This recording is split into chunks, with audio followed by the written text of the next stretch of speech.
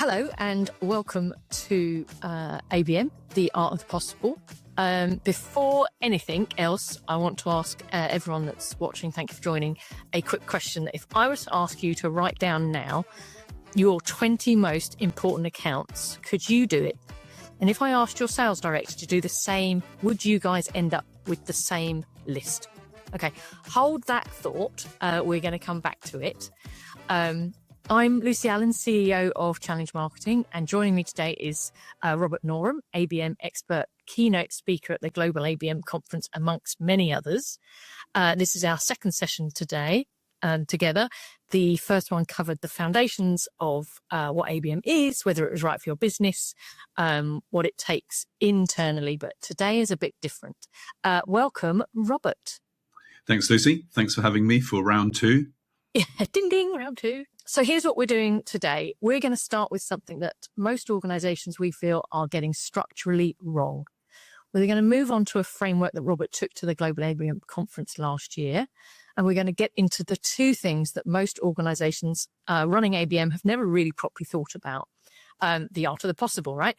And we'll also cover partner ABM. And at the end, we get down to that Q&A. So ready? Let's go.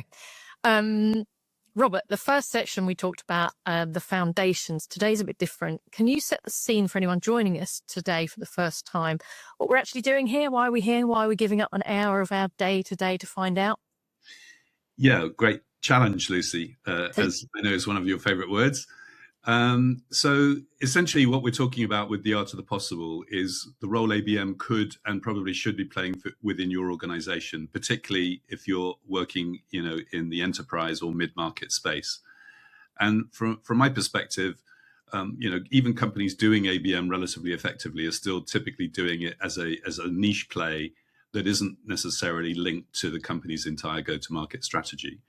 So from my perspective, the whole concept of creating this ABM operating system was to show how you can break down silos across the organization and have all customer-facing teams focused on the most important accounts and the most important prospects. And that's pretty much the primary focus of what I'd like to get across today, I guess.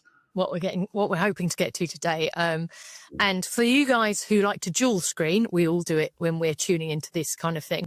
I will give you a little prompt when we're going to show something up on screen that you might want to just stop and give 100% attention to as we go along. I know that ABM operator systems definitely one that you'll want to raise your eyebrows for.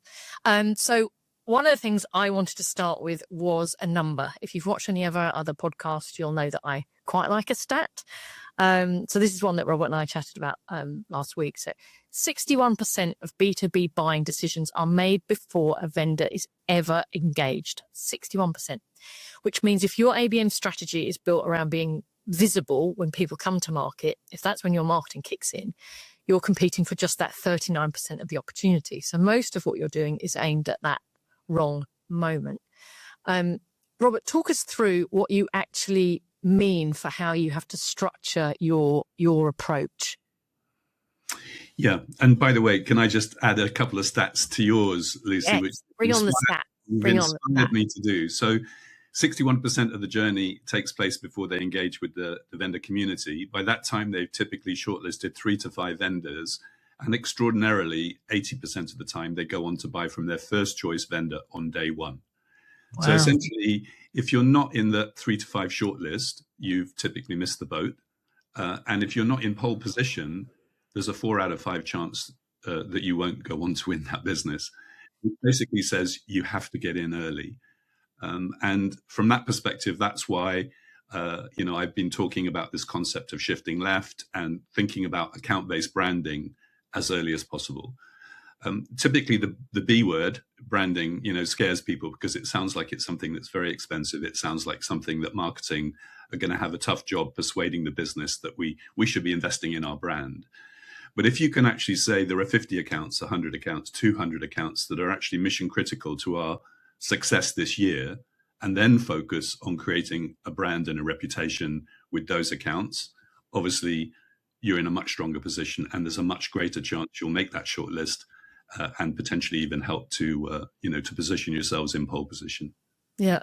So you've teased a couple of things there that we're going to talk about, the OS and the shifting, and the we'll talk a little bit about branding as well. One of the things I wanted to ask you about were the attitude of the commercial marketeer that we're faced with at the moment, and the issues that everyone watching today will be fully aware of. How can ABM help that commercial outlook, that what they need to bring back to the business? Yeah, I think that's a great call. So the whole concept of the commercial marketeer, which is something that I've been working on with B2B marketing and their membership community Propolis for the last year, is how do we empower marketeers, if you like, to move away from this little box we've been put in, which says we do promotion. You know, if you're being unkind, marketing are talked about as the colouring in brigade, or you know, they run events or whatever it is. So the commercial marketeer is, how do we have the right conversations with the business? How do we talk to finance? How do we talk to senior leadership? How do we make sure that we're really well connected to business development teams and sales? And that's about understanding the numbers and not just thinking about promotion, but thinking about an end-to-end play. So what we're trying to do with the commercial marketeer is to actually say marketing have a key role to play in driving growth within the organization. And this is not about creating leads. This is actually a growth engine for the business. Yeah. And something we've been asking for questions before we started today. And one was around the buyer group that we're trying to reach at the moment. For organizations, sales are probably only talking to maybe 3 or 4 people. So right at the top of the shop, how do we know who we're missing? How do we talk about that decision-making unit that ABM can help us unlock? Yeah. Well, the buyer group is a big theme. Buyer group marketing, obviously, is something that people have been talking about for the last year, maybe longer. But the whole point here is we're moving away from a world where marketing are tasked with MQLs, which typically says somebody within an account has shown some interest in something, and guess what? They become an MQL. But you know, in B2B marketing B2B marketing buying decisions, typically that there are around 10 people. You know, Bain and LinkedIn did some research a year or two back, and they reckon 10. Forrester reckon 17. You know, so I mean, there's a lot of people involved in a buying group. Excuse me. Now, how do we know exactly what the buying group looks like? We don't, but we can make some informed decisions. You know, if you're selling security software, you know the CISO and their team are going to be interested. You know the CTO and their team, or the CIO, if you like. But there will be other people. There will be people in the C-suite, maybe the CFO, the COO, etc. There'll be people in procurement. There may even be some user influencers. So we need to take an informed decision, if you like, on how do we identify the buying group. And then most importantly, of course, we need to go out and find out what these people look like, their names, where they sit, and ideally what they're thinking and what their issues are. Yeah. Okay. Thank you. It was a question that was posed to us before we started. I promised I'd get it in early. So one of the key parts of today is your account-based marketing operating system. You introduced it, I think, last year at the Global ABM conference. Can you tell us what it is and why it matters, why people doing ABM, people tuning in today, should concern themselves with something like the ABM OS? Yeah. Well, the concept of the operating system, I mean, we could call it an operating model. If we were McKinsey, we'd call it an operating model. We could call it an ecosystem. But it's basically saying an account-based strategy makes sense for most organizations in a B2B environment, particularly, as I said, if they're dealing in the enterprise and mid-market space. But that's the starting point. And other acronyms that have been floating around in the industry for the last few years are ABE, account-based engagement, ABX, account-based experience. Well, for me, if we're thinking about this operating system, the first 2 applications are we doing ABM, if you like, to new accounts to engage them, hence ABE, account-based engagement, or are we doing it to upsell and cross-sell to existing customers, ABX, hence account-based experience? But there are other things that are really important, and I know we're going to get into the shift left and shift right, in due course. But if you think about it, one of the applications is account-based branding. How do we make sure that we have strong brand recognition and trust from the target accounts that we know we have to win or grow next year? really critical. Buyer group marketing, how do we make sure we've covered off the entire buying group? Deal-based marketing, how do we use a really focused lens, if you like, on ABM to help us win the most important bids and RFPs? And then, as you alluded to a few minutes ago, the whole concept of partner-based ABM is how do you work with strategic alliance partners, with potentially other vendors, ISVs, if you like, systems integrators, and maybe even your channel. So if you think about account-based marketing being the operating system, then I'm kind of talking about those other applications being things that sit on top of that. So thank you for that. ABM as a construct seems to have a new end letter added every other day. So it's trying to keep in our minds ABE, ABX, ABB as we go through. But back to the art of the possible, if we're talking about this to marketeers that are running ABM at the moment, what does thinking about this as an operating system actually change for them day to day? How do they adopt it? What do they need to take back to their own thinking or their own organizations? I think for most people doing ABM, and of course it rather depends on the scale of their ABM program, but it's really showing them how influential it can be and how central it can be to the organization as a go-to-market strategy. In my experience, even companies doing ABM effectively, it's often still seen as a niche play. There are people looking after brand marketing, industry marketing, field marketing, there's account-based marketing. And in that sense, it's sitting alongside everything else. I actually think that you could look at the operating system and say, you know what, account-based marketing should be our central go-to-market strategy. And then the question is, how do we align total addressable market with intelligent demand generation, with focused plays into key industry sectors, and obviously with one-to-one to our most important accounts. So it's really about making the most of your resources, joining the dots, if you like, across the business, and thinking about how you can take an account-centric lens to how you go to market. And that's not just marketing, that's BDR teams, that's sales, that's customer success, and potentially even delivery teams. So the concept of the operating system is actually how do we use ABM, as a central go-to-market strategy and break down silos across the business where we have a consistent view of our key accounts and customers, and everybody's joined up working to the same goals. What kind of reaction have you had when you've started talking about ABM as an OS? What's the general consensus on it? Pretty strong. When I sort of first revealed it back in November at the Global ABM conference, I had some fantastic feedback. Obviously, a lot of people in the room were marketeers, but I think they could see that actually this was potentially a step change in how they thought about ABM. When I talked at the European ABM conference a few weeks ago, it was in partnership with Spot On Vision, who are a partner of B2B Marketing's, and they were very keen to focus on the shift left, shift right, which is part of that operating system, and people love that. And I actually spoke at Demand Bases Go conference in London just on Tuesday, and had some very nice people or very nice feedback from people directly afterwards. So I think it's something slightly different. It's a little bit fresh, and it's definitely, to coin your phrase, showing people the art of the possible. Yeah, great. Well, I'm pleased it's being well received. And for those watching, if you didn't think you were going to ask Robert a question with all of the names he's just dropped of the events that he's keynoted at, hopefully now you'll see just how experienced he is. So do think about getting your questions in. Elaine is concierging the chat as we speak, so don't be shy. I'm sorry about the name dropping, Lucy. I didn't want to be showing off there. I was just trying to give you a feel for the fact that this is getting some serious traction, that's for sure. Yeah, no, I love it. It all brings credibility to what we're talking about. So that's good. So ABM exploding, the letter A's everywhere. Does this mean that MQL is finally dead? Marketing qualified lead. Are we truly in a marketing qualified account era now? Well, it's a great challenge. Sorry, I keep coming back to that phrase. People like name dropping. If you're going to name drop, Robert, people like Kerry Cunningham at Sixth Sense and John Miller, who was a founder at Marketo and then Engagio.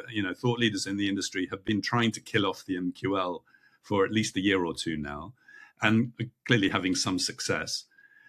But actually, you still talk to a lot of marketeers and they're still expected to turn up with MQLs, even if sales then don't rate the MQLs that they're finding.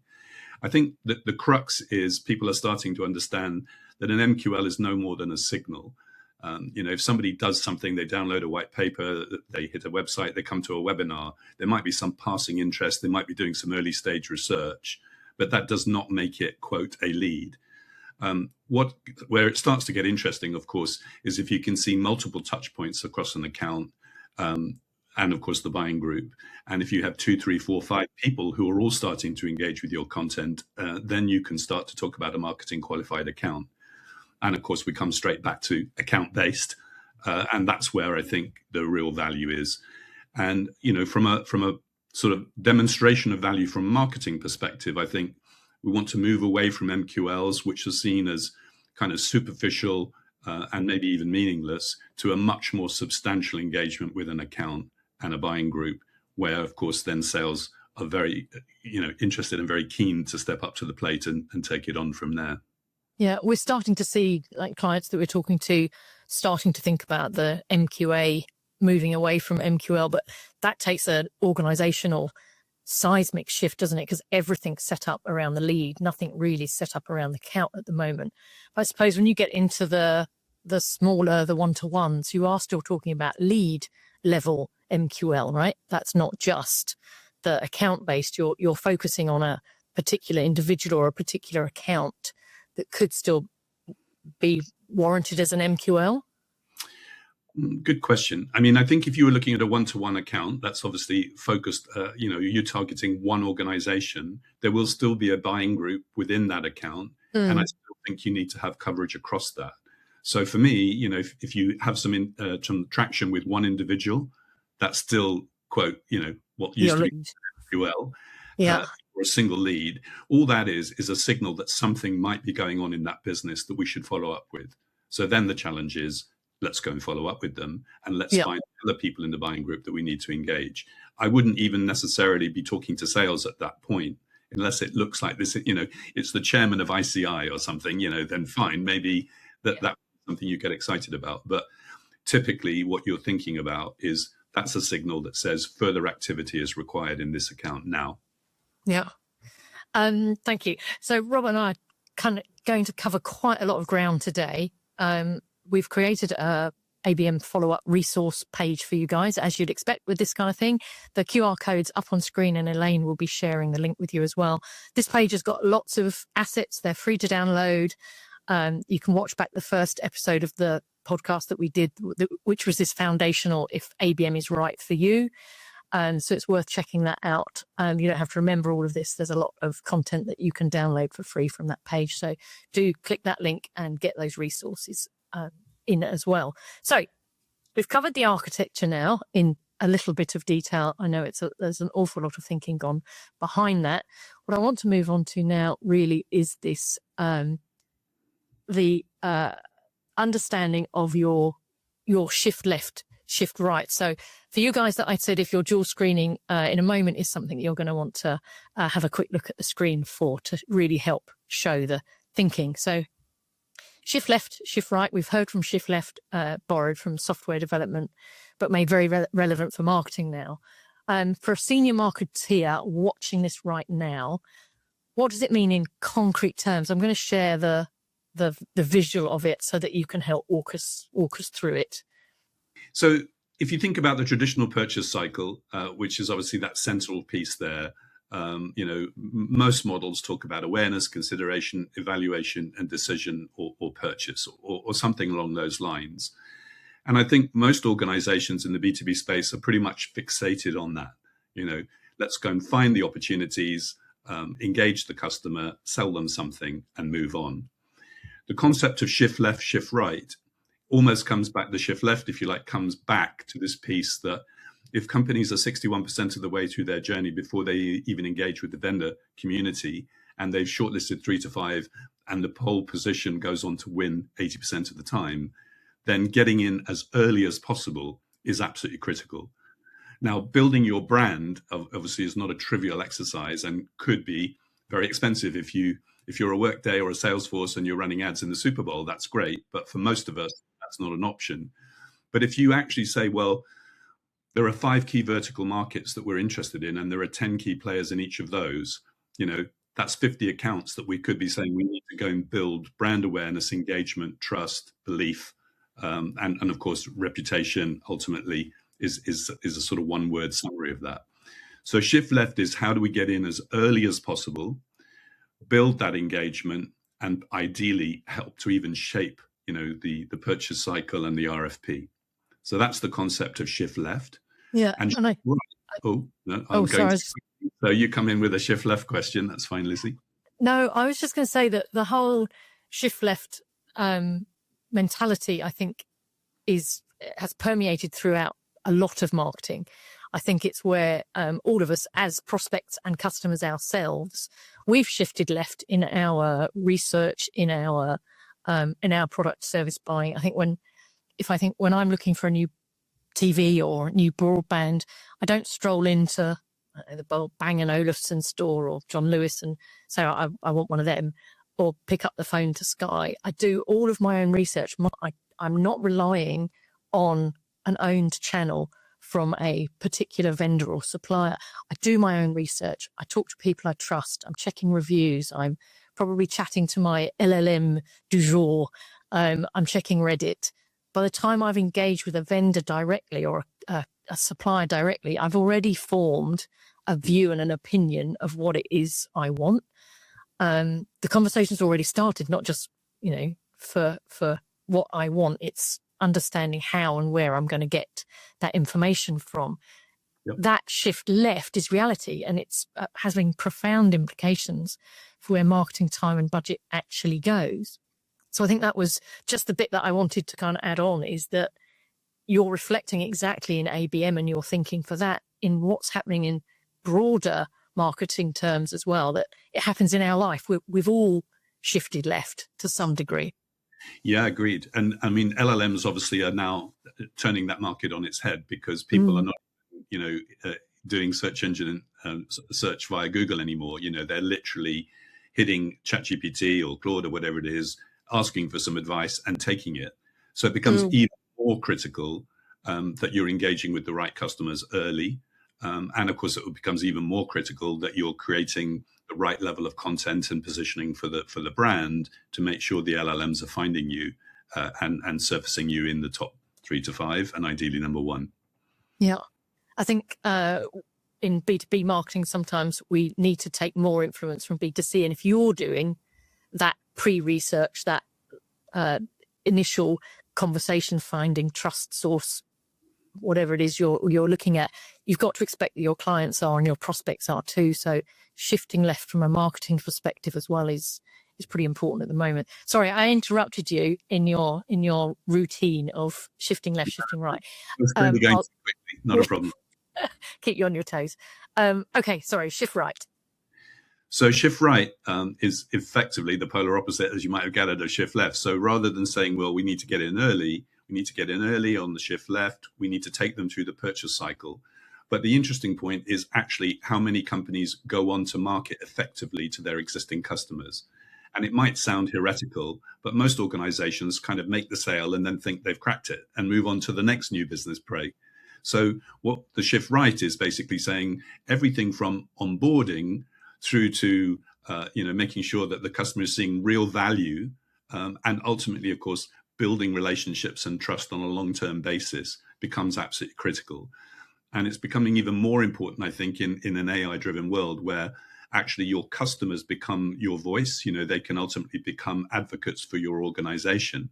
And from that perspective, if you look at what we've got in front of us here, it's the entire customer lifecycle.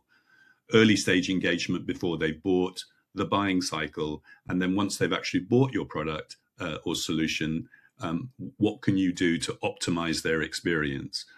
And so many organizations don't think very strategically about upsell and cross-sell to their existing customers. And very often they almost act like a renewal is a surprise. So it's basically saying it's probably easier to sell something to your existing customers than it is to sell to anybody else. So let's make the most of that. And let's have a strategic approach within our ABM play that says what do we do to onboard, what do we do to optimize the experience, and what do we do to create advocates for our organization.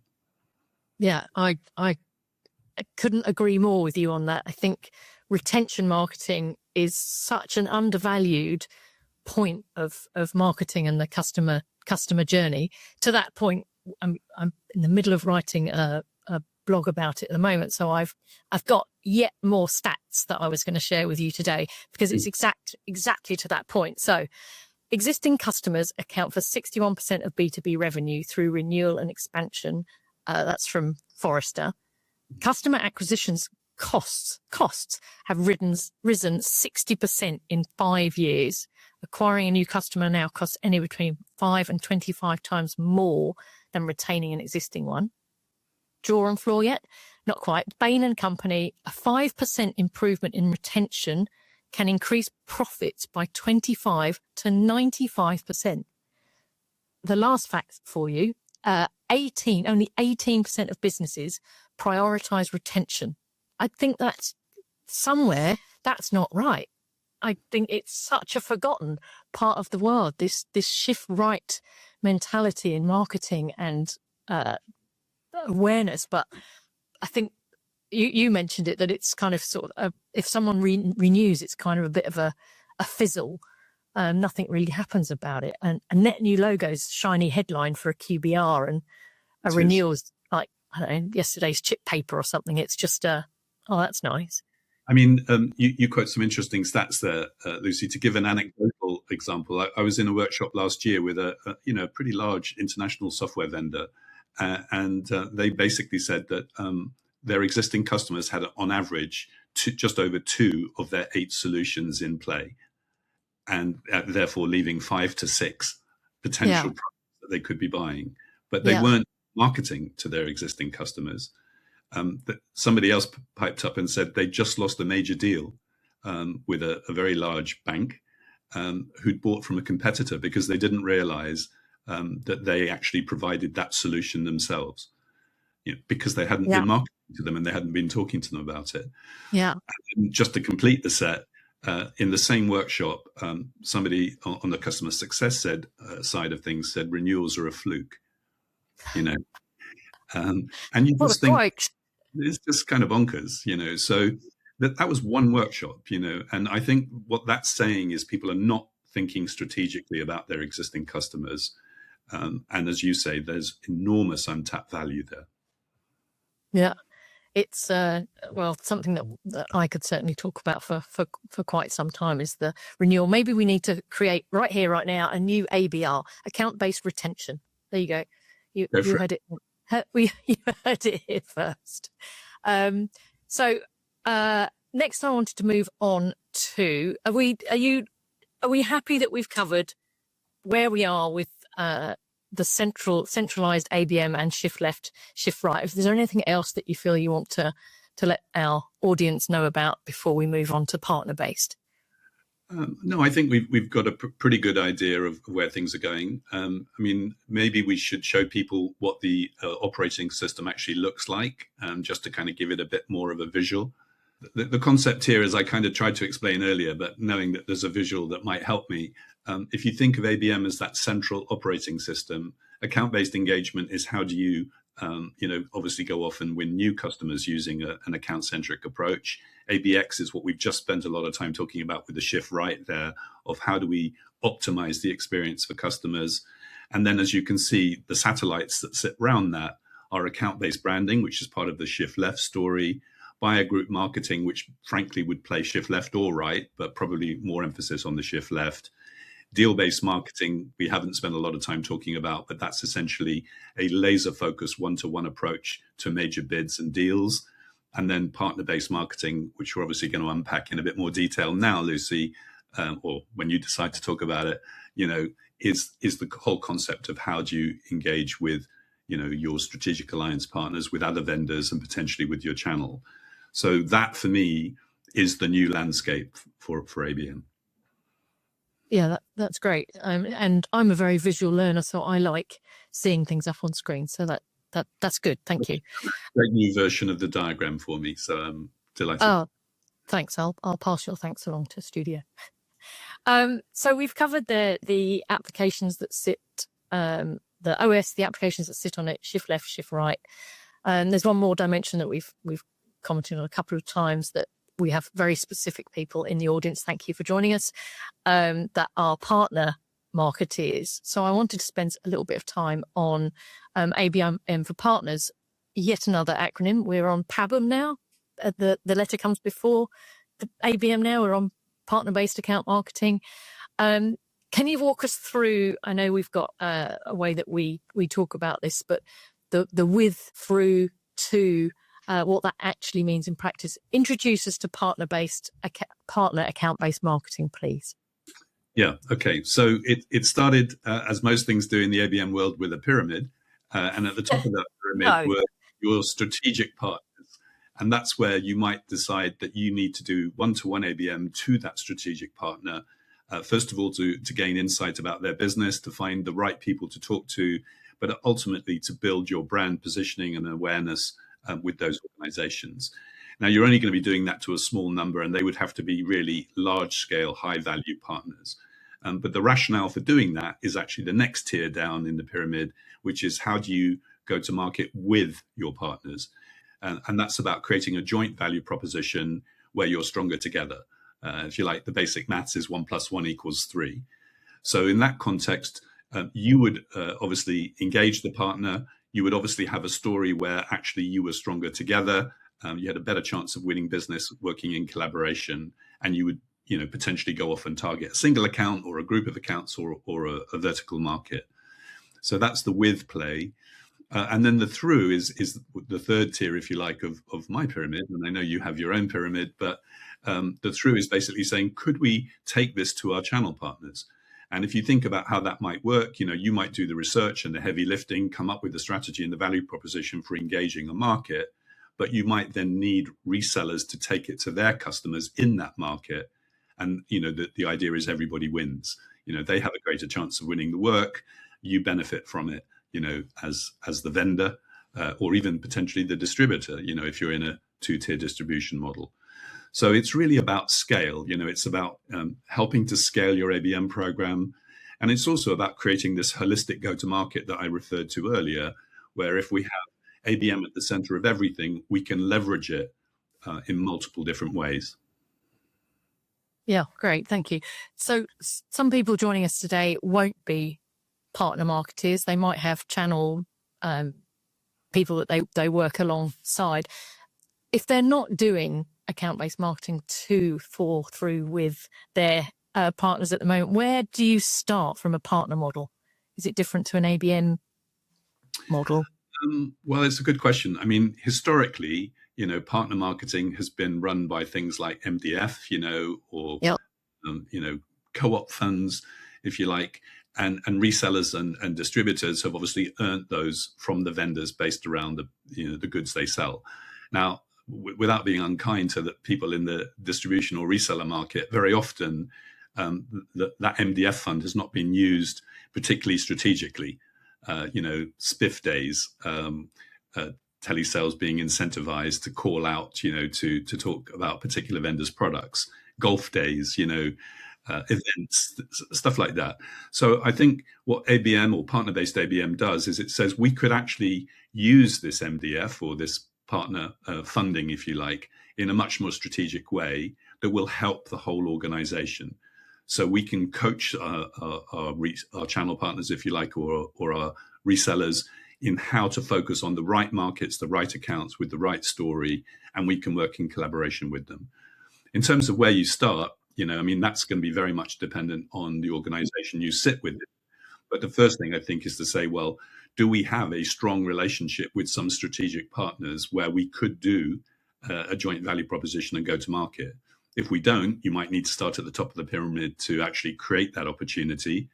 And then, of course, you move into creating joint value propositions, stories, pitching, and the go-to-market together. Yeah, I think when we've talked about partner account-based marketing before, it really helps that we're not talking about just giving partners tools and events in a box anymore. You're actually becoming more of a strategic partner. And offering value that another vendor might not, that are just putting resources up onto a partner resource center. I think this really is focusing on them as an important strategic commercial unit for you. How many, when you're talking about partner account-based marketing to people that aren't partners, so if you're trying to have a conversation to start with and they've got a partner entity, are the two sides of the coin talking to each other? Are marketing talking to partner marketing? How's the interaction? We talk about sales and marketing alignment, and Shift Left, Shift Right is incorporating pre-sales and customer success. So where do partner and channel marketeers fit in this, the ecosystem of marketeers that you're talking to? Yeah, good question. I mean, I think if we go back to my point of ABM actually enables you to break down silos across the business. It started with how do we get sales and marketing working together, which in some organizations is still the holy grail, but it actually goes way beyond that, you know. So if you think historically, do brand marketing talk to product marketing? Maybe, you know, do they talk to field marketing? Perhaps. Channel marketing very often has sat really quite separately to an awful lot of marketing organizations, where it's a different team with a different budget, a different outlook, you might even say different experience and skill sets. What this does is I think it kind of brings it into the fold and says, if we're going to use our marketing budget and our resources in the most intelligent way possible, let's align brand with industry, with field, with accounts, and with channel. And in that sense, it's about optimizing your return on investment. And I think, you know, if you think about the world we live in, where there's a lot of pressure on budgets, on companies, on marketing, everybody is trying to show the best possible return. And I think, you know, this is just a very logical way of doing that. Yeah, and things are moving apace, right? At the moment, there's all sorts of AI tools that are coming on that are changing the face of how we approach things and the resources that we use. But you make a really interesting point there, Robert, about the alignment across the entire organization. And when we started this conversation, I asked about, could you write your list of 20 and would your sales director have that same list? Maybe we need to broaden that out. Maybe we need to print that worksheet out that's available on that QR code or in the chat link, and send it out to people in your entire organization and see what those top 20 accounts are for everyone. Maybe not just sales and marketing. Maybe your ABM OS gives us permission to talk to a wider range of contacts within the organization. Yeah. I mean, I think the top 20 is a nice challenge, and, you know, it's great that you've done that. But I mean, I actually think if you talk to an awful lot of marketing people and said, where do we make most of our money? You know, what percentage of our revenue targets next year will come from existing versus new accounts? What are our top 5 industries? Where do we make money, but we're not profitable? You know, most of those things would be quite challenging for an awful lot of marketeers because they're not having those kind of conversations with the business, with finance, etc. And that's where it comes back a full circle to the commercial marketeer, because we want marketing to be having those, you know, quite sophisticated conversations to think about, well, where should we be focusing our efforts and where will we actually see the best return on our marketing investment? Yeah, absolutely. I think when we're having those kind of initial conversations and there is a mismatch between marketing and sales, what does that tell you about the organization's readiness to do ABM? How do you approach that? You've got 2 different target lists and there is a misalignment. How do you handle that? I think in some ways it comes back to our first session, which is how do you put the foundations in place for ABM? And I think the first thing is you need to have a very clear definition of what ABM is and how you're going to use it. You need to engage your leadership team, you know, right up to the top of the company. And they need to recognize that this is actually a really smart go-to-market strategy. And on that basis, then you can start to actually align the business, not just sales and marketing, to think about, well, where are our most important accounts and prospects? How do we look after them? How do we win them? And how do we grow them? We're going to move on in a mo to Q&A. Sorry, there's some Q&As coming in. I was just trying to field them at the same time as listen to you. Apologies for that. Very good. So we are going to move on to our Q&A session. Obviously, we've had a few questions come in before. One of the questions we'd got was talking about AI. We touched on it earlier. Where does AI fit into an ABM operating system, and where should it not?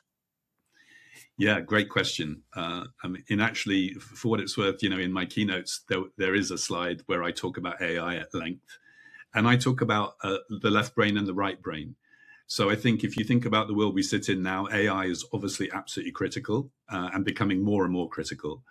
The left brain is where I would say AI sits. So that's automation of routine tasks. Well, we kind of know that already, but it's also helping us with research and insight and intent, so that we can do stuff to understand the accounts and the people we're talking to in way more detail than we've ever been able to do in the past. If I go back even 2 or 3 years, all of the research that I did was run by analysts, doing desk research, which took time. And obviously, there was a resource and budget attached to that. You can now, turn around your research on a high volume of accounts relatively quickly and pretty inexpensively. So I think, doing the heavy lifting with research, no question about it, potentially using it, of course, to help you identify the right accounts for the right reasons. I definitely think there's a role for AI to personalize content. It could be created at an industry level and then personalized by each account using an AI tool. And it's really about scale. So if you think about AI as personalization and scale, then that's a great place to use it. I definitely wouldn't delegate, your original thinking and your original creative to AI at this point. If we think about the right brain, human intelligence, not artificial intelligence, well, that is about creating the strategy, making the decisions, coming up with creative ideas, if you like, that are going to really differentiate yourselves. And ultimately, of course, building relationships, building trust, creating empathy. And unless I'm missing something, AI doesn't build relationships. Can't do that yet. Doesn't talk to people and so forth. So I think there's a double act, artificial intelligence and human intelligence. Somebody smart, not me, has called it hybrid intelligence. And I think that's a pretty good place to be. Interestingly, just referring back to the demand-based conference, Gabe Rogel, who's the CEO, was in town to launch their new AI platform. And he said, and clearly he's pretty well connected in I guess, West Coast, US. And he was basically saying private equity and finance, if you were not coming to market with an AI solution, then they weren't interested. So there's no question we have to find the smartest possible ways to use AI to help us run and scale and personalize our ABM programs. Yeah, using it at the right time for the right task is what everyone's trying to figure out at the moment, and then the right AI tool to do it. Not just delegating lock, stock, and barrel, because it has a role to play, but it shouldn't take over from the human intelligence aspect where it's required. Yeah. We had a really great reference to AI that was from one of the conferences that we went to that said, treat your in AI like an intern. Give it as much information as you possibly can to give it the background. Trust nothing that it gives you back. Check it all. Teach and learn, teach and learn. Don't just publish exactly what it's given you. I think that's Stan from Calibra. Thank you very much. I'm still using that, Stan. Okay. Well, believe it or not, yes, at the conference on Tuesday, I won't quote the individual in case they don't thank me for it, but they were on stage and they said they treat their AI platform, and Gemini is their platform of choice, like a drunk intern. Even better. So I thought it was priceless, And by the way, they were a very big fan of using it, but they still said you've got to treat it like a drunken intern because you just don't quite know what you're going to get back, and you have to filter it intelligently. Yeah, there are some nuggets there, but don't take it verbatim. Okay, that's excellent. So one of the questions from the chat here, a question or an ask really, is Abhishek is trying to mature and scale his ABM program. How can someone thinking about maturing and scaling, I don't know where they are, on their journey at the moment. So how do you go about maturing and scaling your ABM? Yeah, it's an interesting question. I mean, of course, it's difficult to answer without knowing more about Abhishek's business. Complex. But if you think about, you might have started with some one-to-one pilots. A lot of companies like to talk about pilots. I'm not a big fan of pilots. Maybe we'll cover that.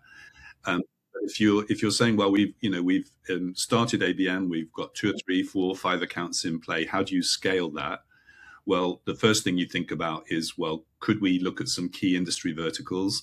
And could we run, instead of one-to-ones, could we run some one-to-few programs into our top 3, 4, 5 verticals, perhaps cherry picking 10, 15, 20 accounts in each? That's one way to scale a one-to-one program. You could, of course, start in the opposite end of things and say, well, we've started with a one-to-many play. We've invested in some MarTech. We're running some quite nice personalized programs, to 100 accounts, 200 accounts, whatever it may look like. But we're not really particularly sophisticated in terms of our personalization or messaging. So in that context, you would not necessarily talk about scale, but getting more sophisticated and more personalized. You could move into a one-to-few play, looking at those industry segments and those smaller number of accounts where you're going to be creating much more focused and personalized content. And of course, you could upgrade even into one-to-one if that was appropriate. So I guess the short answer is it rather depends where you've got to and where you've started as to how you scale it and how you grow it. But from my perspective, I think if you're doing ABM intelligently and you have a high value, relatively complex sale, you're probably going to be running a blend of all the things I've mentioned, one-to-one to some very major accounts or deal-based opportunities, one-to-few to some key verticals. And for me, I talk about one-to-many ABM being the new demand gen. It's building new pipeline, it's building new opportunities, but it's not just blasting stuff out at the market. It's doing it in a very intelligent way where you've pre-qualified those accounts with sales, and you're not talking thousands. You're probably talking, low or middle hundreds, which is basically your new business pipeline. Yeah. Okay. Thank you. Hope that helps. Next question was for you, Robert.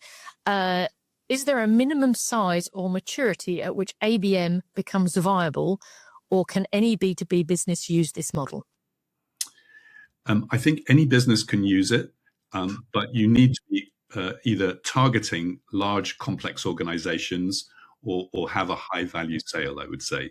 So to give you an example, several years ago, I actually was doing some work helping a startup in the UK who had 5 employees with business development.